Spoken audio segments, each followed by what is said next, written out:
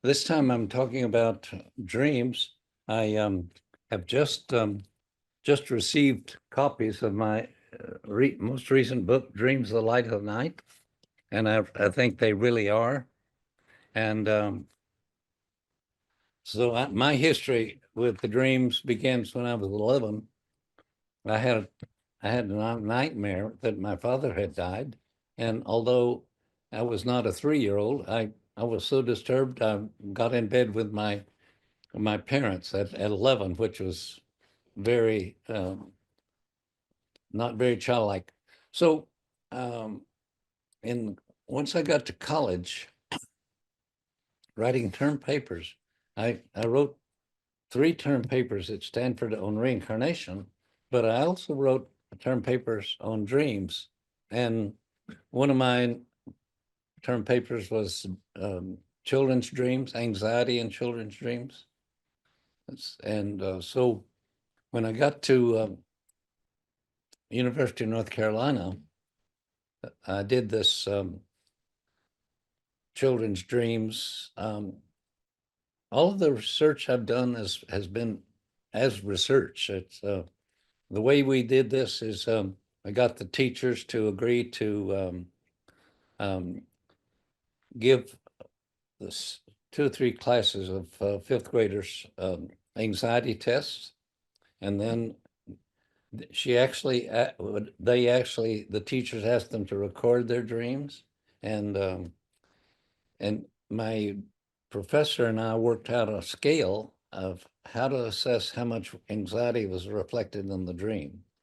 And what we discovered is um, that there is the anxiety that the person claims or experiences on a test, or that the teacher sees that person express, is reflected in the dream. So if a person is counseling with the child and they can chat with them about the dreams, they have a resource to get another glimpse at the anxiety state of the child. And then my dissertation was on recallers and non-recallers of dreams. The um, literature uses the word reporting, but you have people that recall dreams that don't report them. And so what I found was that reporters of dreams, especially women, this is quite a significant difference. Females have different kind of thing of dreams. They're more intelligent, and their intelligence shows up in a way in dreaming. So um, the male dream recorders I got were very intelligent. The female recorders I got were both very intelligent and not so very. So there's something about women's intelligence that leads them to a greater reporting of dreams. Then knowing about my interest in those studies, and I had known Hugh Lin for quite a while, Hugh Lin asked me to spend the summer and read all of the 1,000 or so references in the readings about dreams. And I studied those very carefully. I just was really careful. The dream book wasn't out. They're all out now in a single volume in the home library series, but I had to sort through them and wonder about them. And then that was fascinating study for me. And at the end of the summer, then I developed a couple of lectures and 2 workshops. So I did 2 week long summer schools on what I'd been studying in the dreams. And then Hugh Lin started asking me to accompany him on some of the trips. So I started traveling, talking about dreams in the field. So what have I got? What have I learned? The main thing that we want to talk about is not so much what does the dream mean, but who is the dreamer? Anyway, I can say, what does the dream mean? What does this dream mean? Or what does this dream tell me about myself, or what does the dream tell me about something I need to work with or understand? So just to, and what I'm calling this, I'm differentiating between working with the dream as an event and working with the dream as a process. So, for example, a person over a 2-week period might have a dozen or two dreams that are obscure, but one of those dreams might be what we call a spotlight dream. And you say, I understand that. And then you can see elements and symbols in the dream that will refer you to some earlier dreams that you've had. So the spotlight dream is many times a good entry into your subsequent working with the dream. Um, the Cayce material, if I could characterize it with just one word, it's know thyself. There's a chapter in A Search for God, Know Thyself. He's really big on studying the revelation, and he wants us to study the revelation with respect to coming to a better understanding of ourselves. So the what we have, what's important about a dream. You see, I've worked with this model of a funnel, and this, the top of it, this would be pure spirit, and this would be my focal point of consciousness. Now, I'm kind of locked in on this part of myself, but in meditation, in dreams, but in especially the purpose of meditation is to open up these centers so that there's a greater access to the flow of the spirit.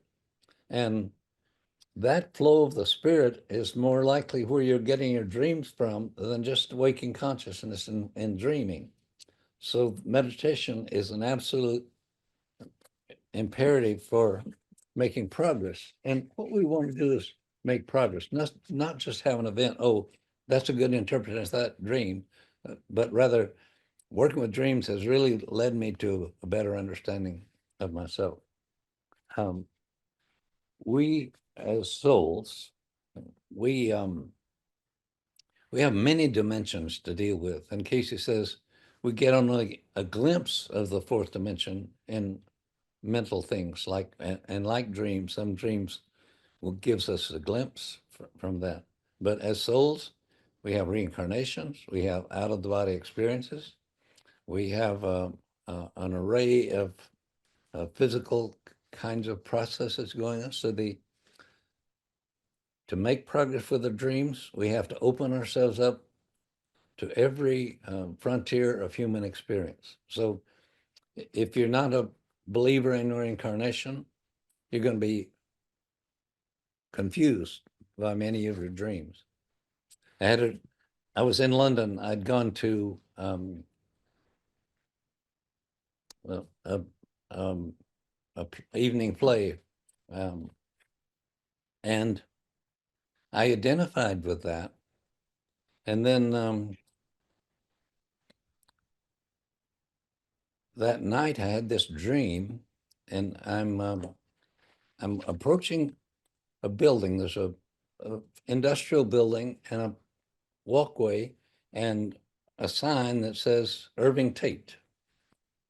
And I go on up and I see a couple of men. I knew they're my employees, but I talked with them anyway. I said, who am I? And they say, oh, you're Mr. Tate. And behind me is my best friend who helped me with the dream boat. I say, who is he? And they say, oh, you know who he is. And then I woke up. But Les Miserables was the basis of this dream. And the word Tate comes to mind. And my wife's mother's maiden name was Tate.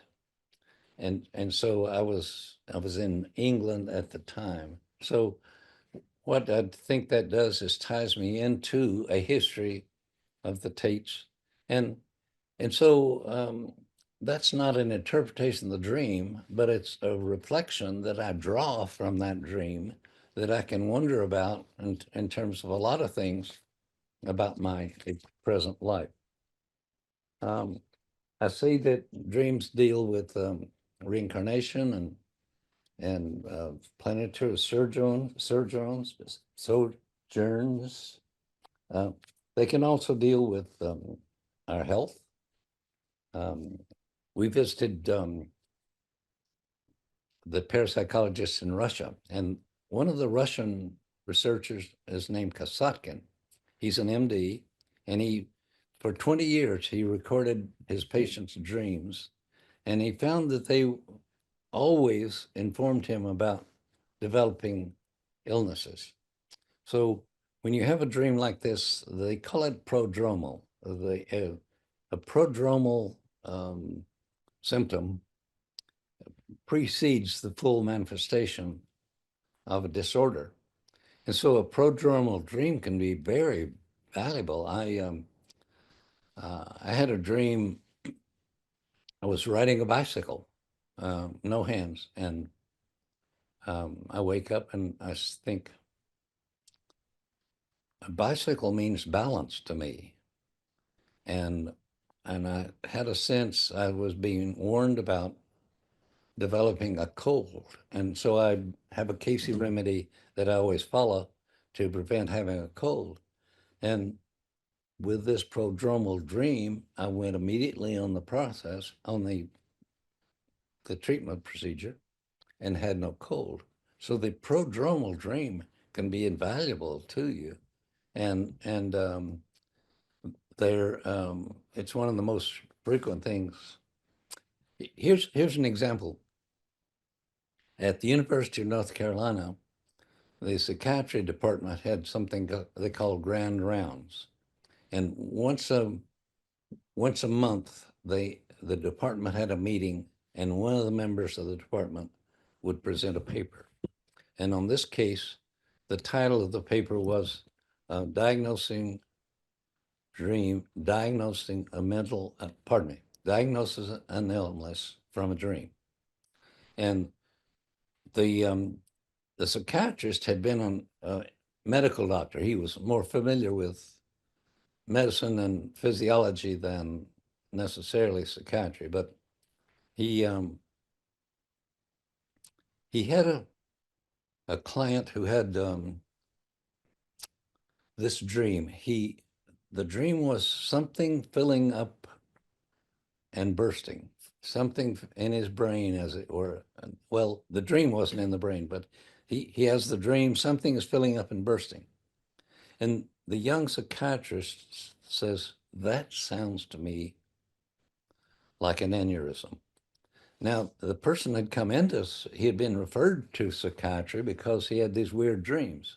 And then when the psychiatrist heard this, he sent the person back for x-rays. He had had x-rays, but this time he sent him back for soft tissue x-rays, specifically to look for an aneurysm in the location the psychiatrist thought it was. And they found the aneurysm, they were able to correct it, and the medical services were very put out with this report because it's, North Carolina, University of North Carolina is just 12 miles from Duke, and that's where one of the early parapsychology labs is located. And that group of psychiatrists didn't want to be associated with parapsychology, but to have a dream, a prodromal dream like that can be invaluable, but it's likely to be rejected. So if you don't work with parapsychology, you also have trouble with interpreting or work with dreams. We can experience in dreams are especially important past life relationships, including sometimes sexual relationships that are instructive. Lindsay Jacobs was a psychiatrist that worked a lot with the Cayce readings and reincarnation. And he said he found when he's counseling with a couple and they've done everything they can do to address their problems and it's still there, that's when reincarnation dreams start appearing and help them understand. So you can't really understand the present life without the reincarnation perspective. And that's what dreaming can do. I say dreams can cover every aspect of life. Morton Blumenthal, who had hundreds of readings, Blumenthal had a dream about God visiting him. God came to him in a brown suit, and he's walking around Blumenthal's home, and there are a lot of liquor bottles there. Blumenthal says to God, um, for medicinal purposes, and God replies, "I see you're well prepared." So that was kind of a fun dream that Morton had. He was such a supporter of Cayce. Um, Creativity, every area of creativity, music, poetry, literature. There's a story that the invention of the sewing machine came out of a dream. And this is instructive because uh, what Elias Howe was trying to figure out how to build a machine that would do what you can do with a needle and thread. And he had a dream in which there were soldiers with lances holding forward, and there was a hole near the point of the lance. And immediately he got up, made a needle with a hole near the point, and that was solved. Now, some people say the invention of a sewing machine came out of a dream, and I want to back up on that a little and say, because and here's what Cayce said: the simplicity of the ability of the individual to apply that may be drawn from his own unconscious.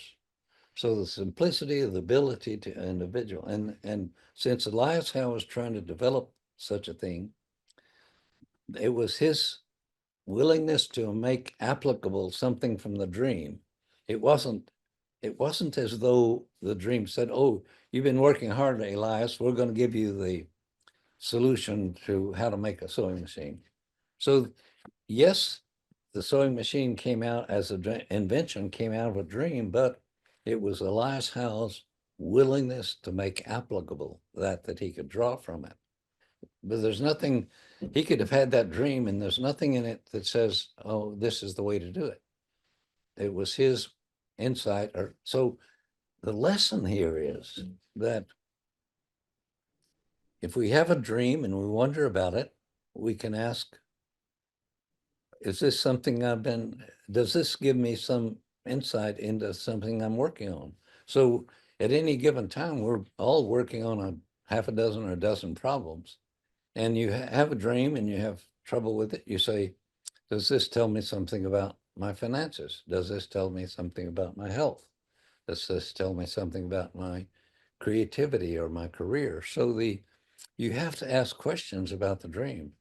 And so you have the dream and you can say, what does this mean? But you can say, does this tell me something about what I've been inquiring about all along? And so I'm illustrating more process than event, working with the material that comes in an ongoing way. And if you don't, you'll miss it. There's, of course, you have personal guidance, and we can just, we can say, I have this health problem, and maybe over 2 or 3 months, you keep asking, and somehow it comes through. So the internal workings of how we seek and how the answer comes to us, sometimes it can take time, but the patience is always the key to that. I was talking with a young woman, a physical therapist, and she had a dream that she had a lighted cigarette and she was twisting it into the eye of a bird. And as if anything could be any more clear. But she said, I know it's not about smoking because I'm not working on that now. And apparently she said, I had been trying to stop smoking, but I've given that up. So this doesn't relate to it. Well, I thought, I'm not so sure. You can't just say, oh, I'm not going to work on a problem, and then it just doesn't show up in your psyche. So the willingness to work, you see, most of us don't really want to change. And that's a main thing about working with dreams is what do I do to change? I was working with a brilliant young man. He was a space scientist, and he had really rich dreams and frequent dreams, and he was very concerned with them. But he had the feeling that his wife had been untrue to him, and this was just so preoccupying to him that he kept wanting to try to find that out. And the more he tried to worry about his wife's fidelity, the more he went astray. And and so he had taken up with a girlfriend he didn't really care for, but for convenience. And he had a dream in which he and this girl had gone to a house, and the person there said, this would have been your house, but it's too late now, and you'll have to go to another one. And so they were given the instructions, and they went to the house, and it was a rundown shack. So the dream says, you could have had a relationship with this one, but it's too late now. The place that they could have had a good relationship is gone. The place where they have to go now is unsatisfactory. Now he wasn't willing to give up on her because he wanted the convenience of the relationship, and he uh, didn't want to follow through on the dream there. So he just went downhill. I saw him go from an extraordinary dreamer and a scientist to a sick paranoid. And so here's the point. Don't work with something that is going to ask you to change if you're not willing to change. And if you get an insight from a dream and are unwilling to apply it or act on it, then it's your continuing dreams are going to continue to be confusing. The working with dreams is such a wonderful process, but it's not simple-minded. It's not too complex, not too complex for anyone to deal with, but you have to be willing to work at it as a process and not just to say, oh, that's a funny dream and I can't figure it out. No. Symbols. Freud said symbols were to disguise. A psychologist named Calvin Hall wrote a book about dreams, and he says, no, symbols are to instruct, not disguise. And he went to an unabridged slang dictionary and discovered that things that we ordinarily use in slang are part of what makes dreams seem so unacceptable, or stuff that Freud would say we might want to suppress, we might want to repress.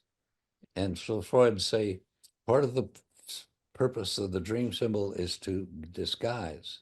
And Calvin Hall and Cayce says, let the content of the dream stand on itself, let it interpret itself. So we developed a saying, the dream means what it says, and it says what it means. So let me give an example. There's an airplane flight, a dream of an airplane flight. The dreamer listens over the intercom, and the pilot says, would so-and-so, talking to the dreamer, Tom, left, would Tom come forward and fly the plane? No, it's not the pilot. It's a waitress, server, flight attendant. Flight attendant says, would so-and-so come forward to fly the plane? The pilot has lost consciousness. And so this guy goes forward and flies the plane, knows nothing about flying. And so the interpretation approach, someone did something. So we have no idea. This guy didn't know how to fly or anything like that. Why do you have the dream? If I go to someone did something, then what it says is the dreamer says, I was asked to do something that was absolutely impossible for me, but I tried it and it worked.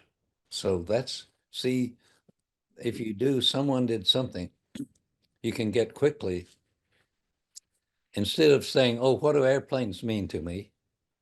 Which is an approach that you can use, but it's not going to work here. Someone, someone did something is going to work for you with working with dreams. And I use the word working with versus interpreting. We don't so much want to get locked in on interpreting. We just want to work with the material. Uh, working with versus interpreting. Interpreting has a connotation that's confusing. It's off-putting. You see, if you say an interpretation, if you use that word, it implies that there's another language, like there's French and then there's English, and I can interpret something from French to English. The implication of interpreting a dream is that there is a meaning there, and some people act as though there are, but for the individual specific dream, we want to work with that instead of look for some hidden meaning. And because our dream symbols can be unique, and so the get away from the idea of interpreting. Um, we have the expression, one picture is worth 1,000 words. And everybody believes that and everybody says it, except when it comes to dreams. And then you have a picture and you say, God, why don't you just tell me what it is instead of all this symbolism? But you see, the symbolism, the spirit coming from the spirit plane through the unconscious, work with these materials that are available. And we have this dream content that comes out that we get to work with. I talked about creativity. I mentioned the discovery of the sewing machine. All areas of art are influenced by dreams. Music, I had the most marvelous dream of music of the Lord's Prayer. It was a version I'd never heard, and I couldn't reconstruct a note of it when I woke up. But I was so excited about the way the Lord's Prayer was depicted here. So there can be rich, rich spiritual experiences. And whether it's Da Vinci or Leonardo or Michelangelo, Robert Louis Stevenson. He was famous for all of his short stories. And what he said about it, he says, the little people come to me at night and give me these short stories.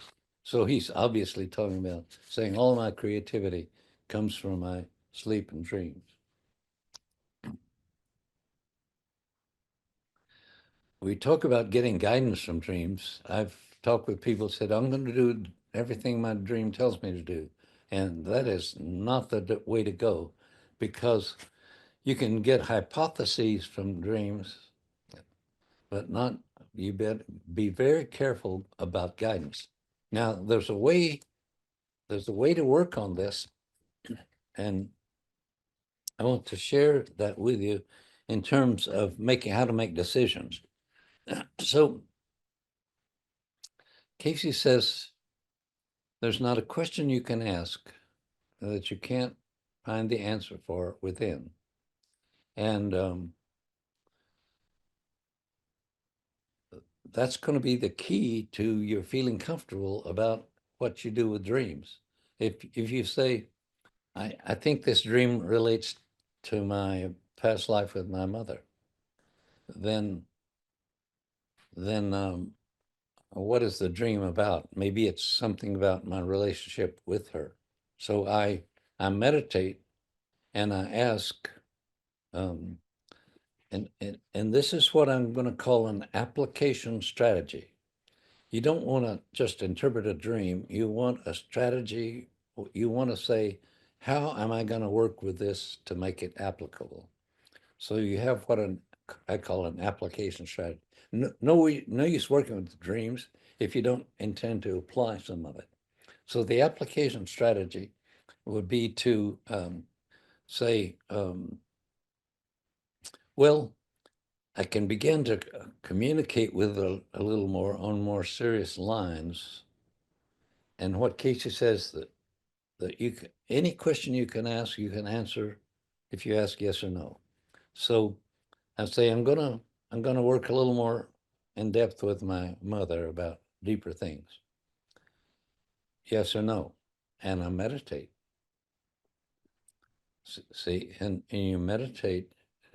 Is this application strategy right or not? So if you do that, and Cayce says there's not a question you can ask, you can't get a direct answer to. And I've worked with this a lot.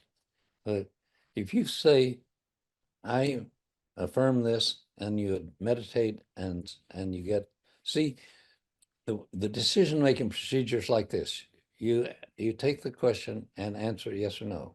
And then you say, Lord, I've decided to do this. Is this correct? Yes or no? And in your meditation, when you're well attuned and you ask that, you'll have a feeling. You'll either hear a voice, you'll have a feeling, you have an uneasiness or a conviction. You can be uneasy about your decision, or a conviction that what you've decided is right. And if you would study this decision-making procedure from the readings, you can work with your dreams with complete confidence that over time I can extract hypotheses from this that are spiritually correct for me. So again, it's process. It's not just an event. Does this dream mean this or not?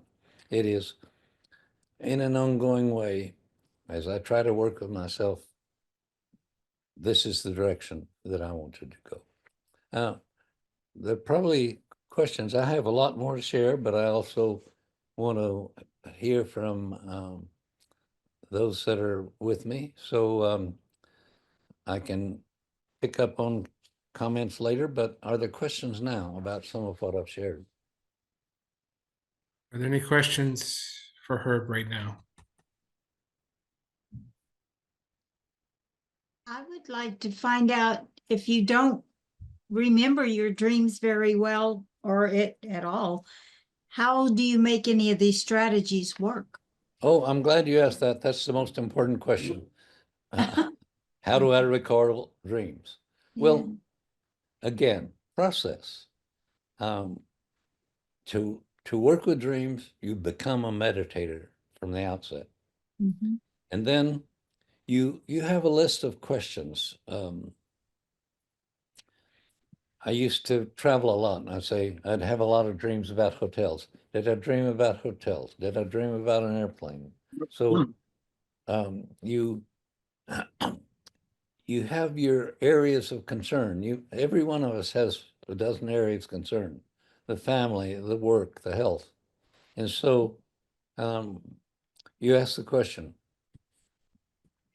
is the dream about my health? Yes or no? Is the dream about my work? Yes or no? And so I mean, it's not that straightforward exactly, but it's that process. You if you want to know if your dream will tell you something helpful, then you have to ask, what are the questions? The idea is, if you want to know what a dream means, you want an answer, and so you have to ask a question to get your subconscious to give you also an answer. Yeah. I have to ask it to give it a dream because I don't dream. One way to remember dreams is you have to you have to have a dream recording book. You have to have a pen and a light by your bedside. You have to have a willingness to do that. And so every night as you fall asleep, say, Lord, allow me to remember those dreams that will be helpful for me. And you meditate, and then you awaken in the morning, and you again awaken and meditate. And in the meditation, you say, Lord, was there anything last night that I experienced that I can remember now? So there's several ways to remember dreams, but it's taking these little steps. Thank you. Larry has a question. Herb, you made a comment about don't interpret, to use symbols one way, and don't try to interpret the symbols, but look underneath. And I'm having a little difficulty, because one of the first things I go to, let's say the dream involves a car or something, so then I try to look at the car itself as opposed to asking myself a question. Maybe Well, I may have overstated that. Yes, of course, we interpret symbols, but we also look beyond them, beyond initial interpretation. Yes, you start with the direct interpretation symbol. If I dream of an automobile, I'm concerned about moving, going somewhere. yeah. So yeah, you work directly with the symbology, but you don't just say, oh, I don't know what that means, or you process. You dream of a car and you process it. What in the context of the dream was it? So again, it's processing, working around with all the issues that are involved to get there. The other question is, how do you identify or recognize a spotlight dream? Is it one that you have more than once that keeps coming back, or? You just immediately know what it means. Like the woman who had the dream about the cigarette rubbing it in the bird's eye. There's no mystery about that. There may be complicated interpretations, but you start with the fact she needs to stop smoking. And I can work on what does a bird mean. A bird means concern and caring. And it means a way of looking at things. So when she puts the cigarette in the eye, it's not as though she burned the foot or the tail. Putting the cigarette in the eye has a meaning in and of itself. But yes, you work directly with that, and I call that a spotlight dream. And I didn't get to tell her that, but I just say, go back to the drawing board. You need to study this smoking thing. This dream is too dramatically clear. Other people? I'd like to just make one comment, Herb, about remembering dreams. John Van Auken one time said, do three things. Tell yourself you want to remember it before you go to sleep.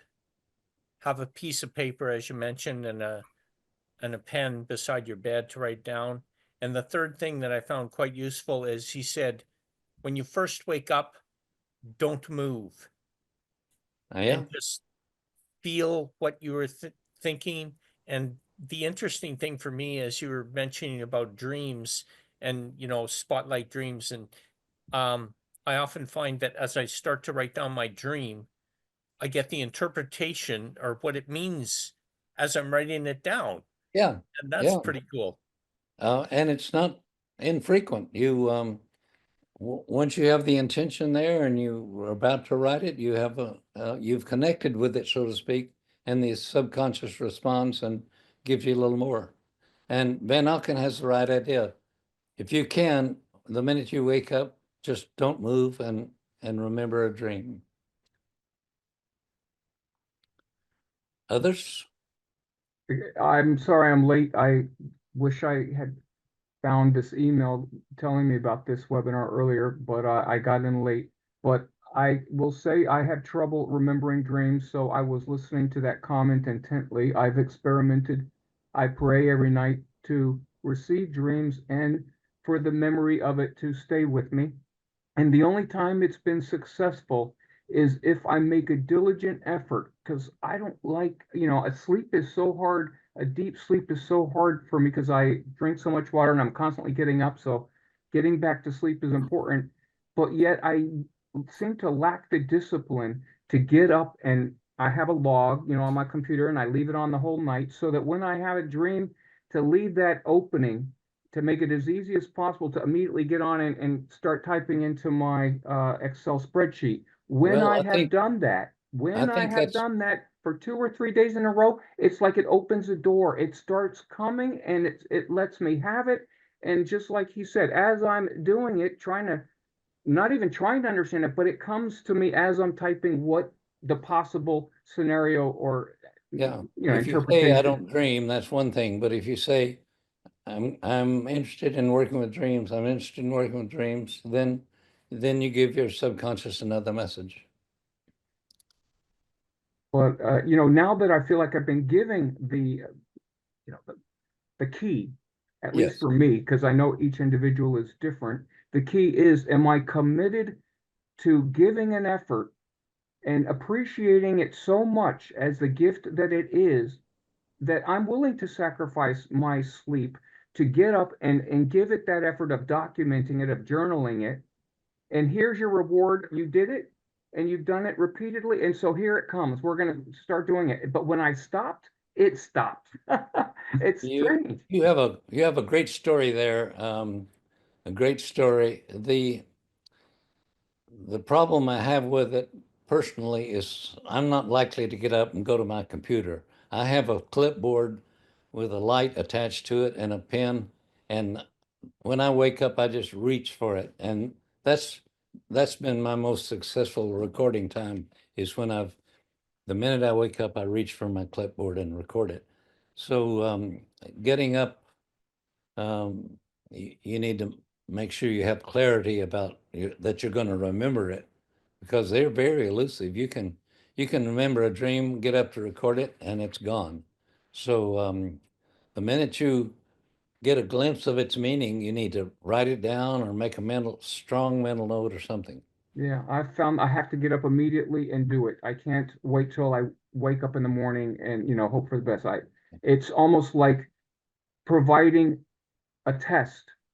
Are Yeah. you willing to give if you Yeah. want to get, and I don't know, maybe after I did do it, but I have to go back to it and I haven't. It's been probably 6 months since I was in that groove. And so it's nice to hear you guys talking about other people having a similar situation. Oh yeah, recalling dreams is the big challenge for everyone, and it's simply setting about it. You prepare your recording way. You pray. You have the pre-sleep suggestion. You have your process introspective on awakening. So the whole process over time is what enables you to dream, remember dreams. If you have trouble remembering, one of the things, if you have any dreams at all recorded, you go back and review those, and those recorded dreams put you a little bit more in touch with the subconscious, where they came from. So I have in my book, Dreams of the Light of the Night, I have several suggestions about remembering and recording dreams. Well, that was an original idea right there, reviewing dreams that Yeah. I have recorded. So I'm going to try that. Thank you. Oh yeah, you get back in touch with the dream language and back in touch with that part of your subconscious from which Okay. they come. That's one of the big ways that I work with it. Appreciate it. Any other questions for Herb right now?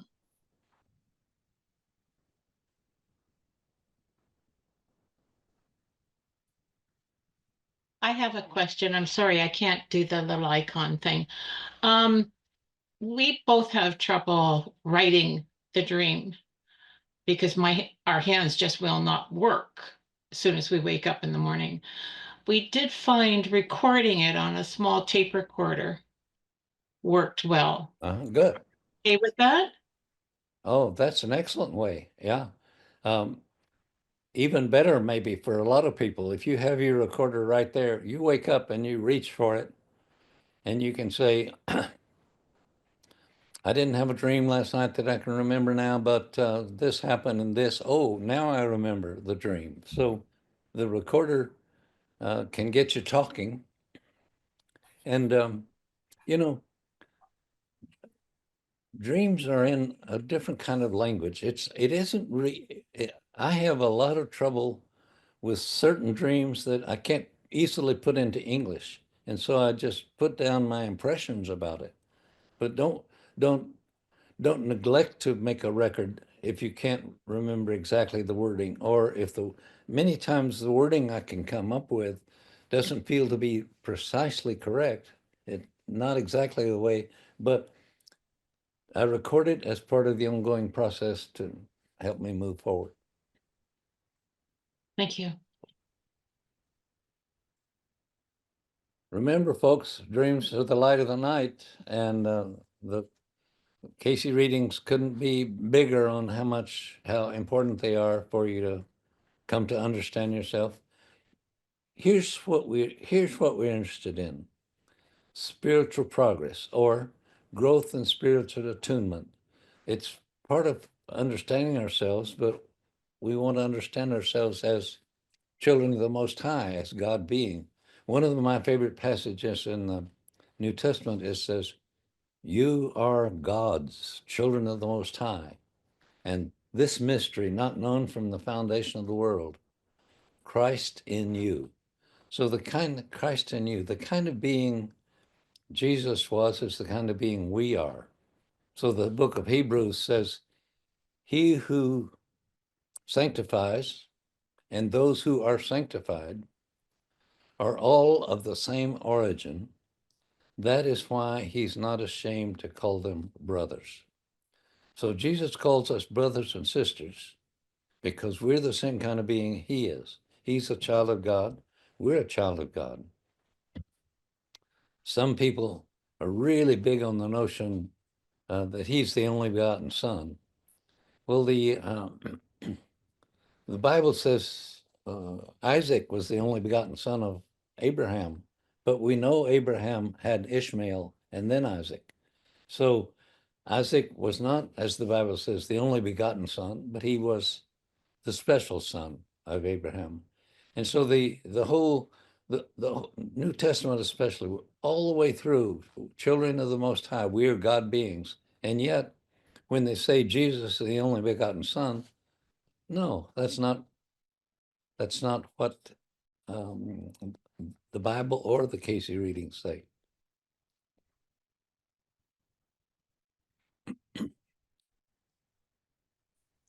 think Fred has a question. Fred Miller. Yes, good to see you, Herb. Thank you. I have a question about purpose. I didn't hear you mention purpose, but purpose can be very valuable in remembering a dream. Why do I want a dream? Why do I want an answer to a certain aspect? Could you speak on purpose, please? Oh, yes. I have it in my notes. I'm glad you brought that up because it is one of the most important things in the readings. Intention. What is the intention? And if someone says, I want to do so-and-so, Casey's going to say, why? What is your intention? Why do you want to do this? What do you intend? And so purpose and intention, and that's why when you say, I'm going to work with dreams, why? Well, I'm curious. No, I want to work with my dreams because I want to become more and more attuned spiritually and more effective in trying to apply my growing spirituality. So intention, desire, there's a whole half a dozen words that that are about intention and desire, and they're tremendously important. Cayce says it's about everything you do, whatever you do, you need to inquire and be clear about your purpose. I'm going to do this. Well, why? What's the intention? To boost my ego, or to try to be of some help there. So you can do the right thing for the wrong reason. If you're about to do something and you ask your purpose and you say, that's not a healthy purpose, but the action might be, so you approach it in a different way. Purpose is, and the reason and the intention is absolute key. And if you're not clear about that, you can get yourself in all kinds of trouble. Doing things that seem right to do, but are not spiritually what you're intended to do. Well, the time is fleas. I want to encourage you in the strongest way. Look at my book, Dreams of the Light of the Night. The first book that came out was Elsie Sechrist's Dreams, Your Magic Mirror. And Elsie was fascinating. She had such a good sense of humor, and she was a good presenter. And she had this way of talking about dreams that made you feel like, oh, anybody can do that. But frankly, Elsie was oversimplifying so many of the things. I would listen to her talk about interpretation of dreams, and I'd say, well, wonder where she got that. That's the point I want to make, is that this is not just a straightforward, simple thing. You remember a dream and you interpret, like Elsie had tried to present it. So Herb, where can people get your book? On Amazon, right? Yes. Now I want to share a new thing with you. I've been reading the Glad Helpers reading Meditation 1 and 2. This is the 281 series. I read this book literally a dozen times, and there was a passage in it that says, this is very difficult. You're going to have to pray and meditate on it a lot. And I skipped over that for reading after reading. And finally, I thought, okay, I'm going to figure this out. Well, the bottom line, and this is something you can study Cayce for years and years and not even get clear about this, but here's the bottom line. God created us, the Bible says, and we say, God created us as souls out of the desire for companionship. I use the term humorously, God repurposed himself, because God, as a single being, beingness, said, I'm lonely, I want to have companions. Now, the desire for companionship, here's the point. Like begets like. If God creates us out of desire for companionship, we are going to have that desire in the same way for companionship outside of ourselves. So we have children, and sometimes that works out. But the desire for companionship, God knew when he did this that it would be problematic. When God says, I'm going to create souls, God beings like myself, out of myself, they're going to have that desire that I have to experience outside of myself. So in a kind way, this is Cayce's story of the origin of evil. How did evil come about? God's desire for companionship, in turn, our desire for companionship that was not directly companionship with God. And the answer is to come back and fulfill our desire for companionship with our desire to be one with God. I appreciate the opportunity to share with you. I encourage you in the strongest way to figure out a way to make progress with your dream studies and become meditators and prayers and rejoice in the Lord always. Thank you for the opportunity to share.